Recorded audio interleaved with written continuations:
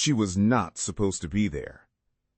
It was a Tuesday evening on Namgis Dock in Alert Bay, a small community on Cormorant Island off the northern coast of Vancouver Island, British Columbia. The dock was quiet. The water was still.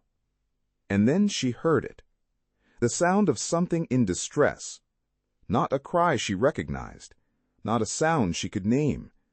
Just an animal noise coming from somewhere near the nets, urgent and wrong. She went to look. What she found changed everything. 3 otter pups were tangled in a fishing net that had been left on the dock. 2 of them were thrashing, frightened but alive, and in a moment she freed them both. They slipped into the water and swam toward their mother.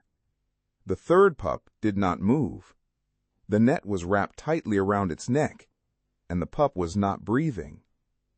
If you have ever stood in front of a moment like that, a small life going still in your hands, you know what she faced. The choice was not heroic. It was not planned. There was no training course for this. There was just the pup, and her hands, and the seconds running out. She started CPR. Subscribe to Last Chance Rescue if this is the kind of story you want to hear more of. Hit the bell. We post 3 times a week, and stories like this one are why we are here. Alert Bay is a small place, the kind of community where people know each other, where the dock is a shared space, where fishing nets are part of the ordinary texture of daily life. It sits on the northeastern tip of Cormorant Island, surrounded by the cold, green waters of Johnstone Strait. The First Nations community of Namgis has called this island home for generations. On the evening of July 28, 2026, that dock became the center of something extraordinary. The details come from the Alert Bay RCMP, who later issued a news release about the rescue after the otter pup had been safely reunited with its family in the wild. The Mounties said residents had heard sounds of animals in distress coming from the dock. They found 3 pups tangled in a fishing net that someone had left there. We do not know her name. The RCMP release did not identify the rescuer. What we know is what she did. 2 pups freed, 2 pups safe. And then the 3rd one, the one with the net wrapped tightly around its neck, the one that had stopped breathing, the one whose small chest was not moving. She performed CPR. The RCMP described what happened next in language that is rare in official police communications.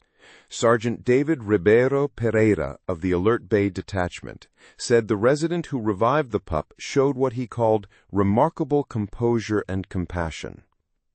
That phrase, remarkable composure and compassion, is a precise description of what it takes to do what she did. To hold a dying otter pup in your hands, to not freeze, to remember that every second matters, to do the thing that most of us would not know how to begin, and to keep going until the pup started breathing again. The RCMP officers who responded to the scene took the otter pup to a wildlife rehabilitation facility.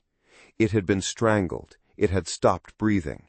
It had been revived with CPR by someone who had no reason to know how to do that, in a place and moment that gave no warning.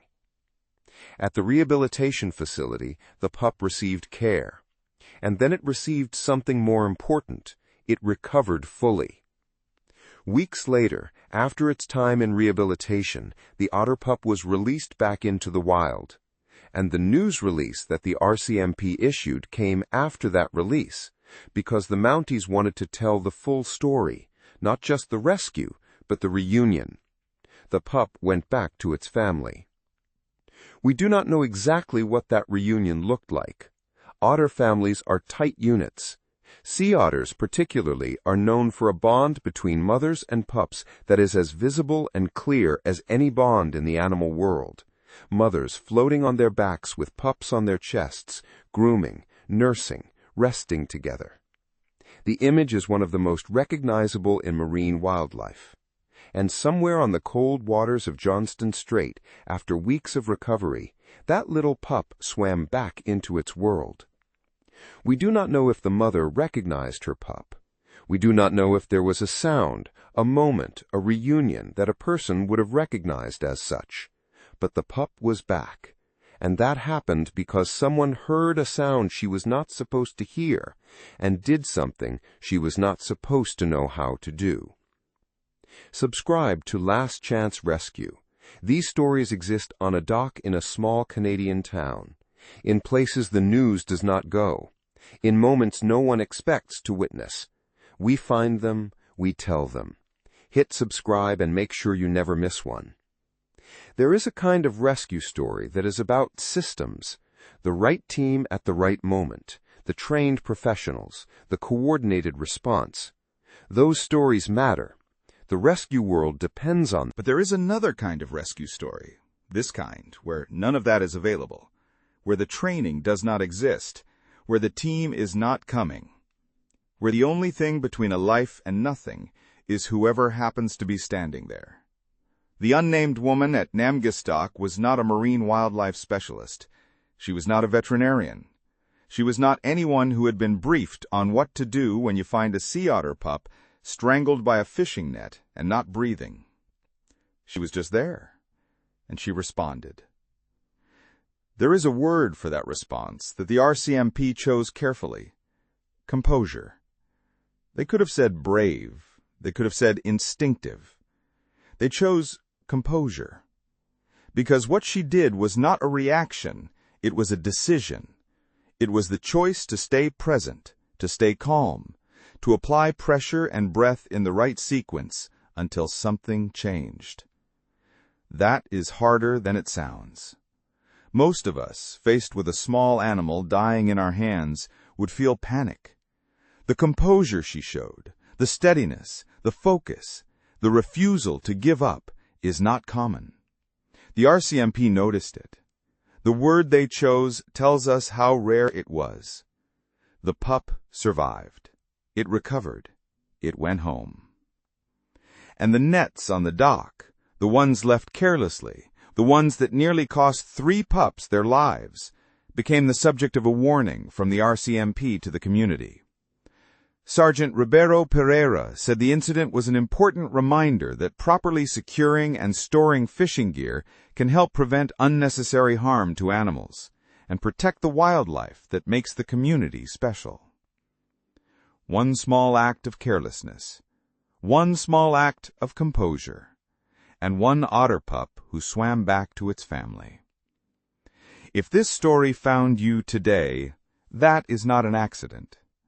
There are thousands of moments like this one happening all over the world, in small towns, on docks, in places the cameras do not reach. Most of them never get told. This one got told because someone thought it was worth telling. And if you think so too, subscribe to Last Chance Rescue. It takes 3 seconds, and it means we can keep finding these stories and bringing them to you. 3 pups on a dock on a Tuesday evening. 2 swam away easily. 1 needed something more, and 1 person gave it. She had no plan, no training, no reason to believe she could do it. She just stayed. Thank you for being here.